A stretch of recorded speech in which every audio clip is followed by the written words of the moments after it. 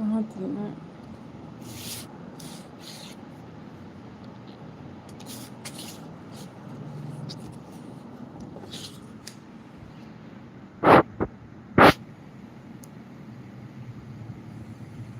ये पढ़ लिया था।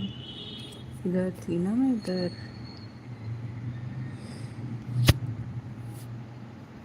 Okay. This Ginsberg is reading a poem which is full of inconsistencies and contradictions. It is an act of rare courage.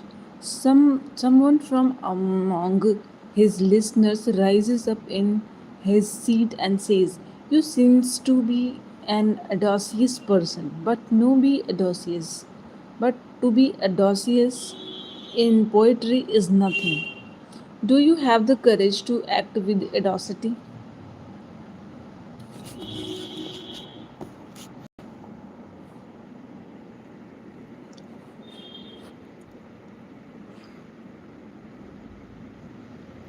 And Ginsberg look up at the questionnaire, take off his clothes, and stand naked before his listeners, saying, "This is the last part of my poetry." Then he says to the man who has interrupted him, "Now, please take off your clothes and bare yourself." The man says, how can I? I cannot be naked." The whole audience is in a state of shock. No one had thought that poetry reading would be end like this. That is, the last part would come in form of the nude poet.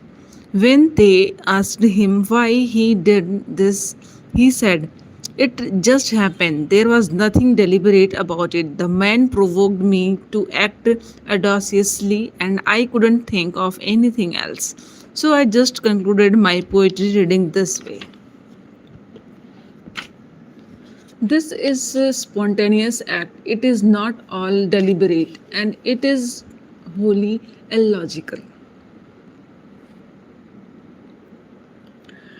It has nothing to do with Ginsberg poetry. No Kalidas, no Keats, no Rabindranath could do it. They are poet tied to tradition. We cannot think of Kalidas or Keats or Tagore's bearing himself the way Ginsberg does. Ginsberg could do it because he rejects logic and refuses to confine life into the prison of syllogism.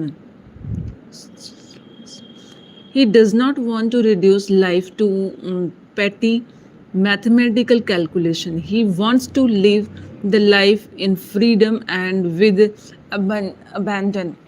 A man like Ginsberg cannot be compared with a gullible villager.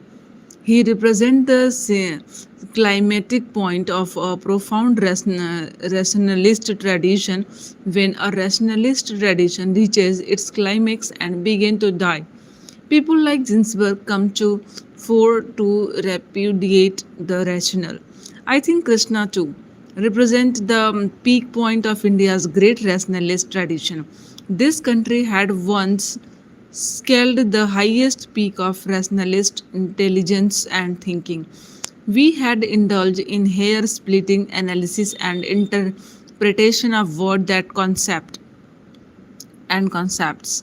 We have with us book that cannot be translated into any other language of the world because no other language possesses such a refined and subtle word as we have. We have such word that only one of them can cover a whole page of a book because them we use so many adjective prefixes and suffixes to qualify the refine them. Krishna comes at the pinnacle of the rationalist intellectual culture that had left no stones unturned. We had thought everything that could be thought. From the Vedas and Upanishads, we had traveled to Vedant, where knowledge ends. Vedas itself means an end of knowledge. Giants like Patanjali, Kapil, Kanad, Brihaspati, and Vyas had thought so much that a time came when we felt tired of thinking. Then comes Krishna as a culmination and he says, "Let us now live. We have done enough of thinking."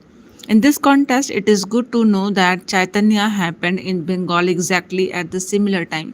Bengal reached the zenith of dialectics and reasoning in the form of the N- Navya Nyaya, the new dialects. Navadip, the town in which Chaitanya was born, was great center of learning and logic. It was called the Kashi of the logician. All logician learnings of India found its apex in Navadip and it became more as Navya Nyaya, which represent the Everest of dialectical reasoning. The West has yet to reach that peak. Western logic is old, it is not new, it does not go beyond Aristotle. Navadip took logic beyond Aristotle and carried it to its last frontier.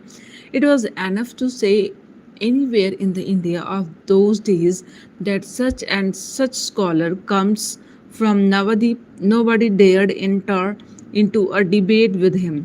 He was supposed to be invincible as dialectician. Nobody could think of defeating him in polemics. Students from all over India went to Navadip to learn logic. Scholars of logic went there to debate with their counterparts. And if once someone won a debate, he immediately became famous all over the country. He was acclaimed as the greatest Pandit, the scholar laureates of India. Often enough, it happens that someone who went to Navadip to debate got defeated at the hands of some scholar and became his disciple. It was impossible to defeat Navadip. The whole town was full of logicians. Every home was the home of a scholar. If someone defended one scholar, there was another round of come ready to challenge him. The town was beheaves of scholar. Chaitanya was born in Navadip and was himself a towning scholar of logic. He was a top logician of the Navadip of his time, held in great respect by all. The same Chaitanya one day said goodbye to scholarship and went dancing and singing ecstatically through the street of Navadip, saying that everything is unthinkable. When such a person says something is bound to have tremendous significance, Chaitanya too represents the climatic point of a great tradition. After exploring the analyzing every nook and corner of things and intellectual understanding, after going to the very roots of the word concept and their meanings, he renounces knowledge and returns to his basic ignorance and declare he is now going to sing and dance like a madman. He said that he would not argue any more and search truth logic through logic. He would simply live and live with abandon. Life begins here where logic ends.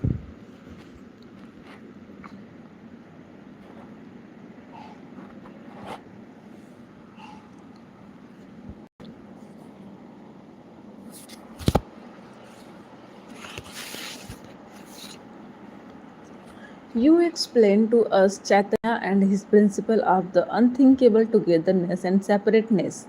You spoke about the Ginsburg and his rationality. Earlier, you dealt with the significance of word becoming mantras and also with the changing of name. You have also said that words give rise to dualism.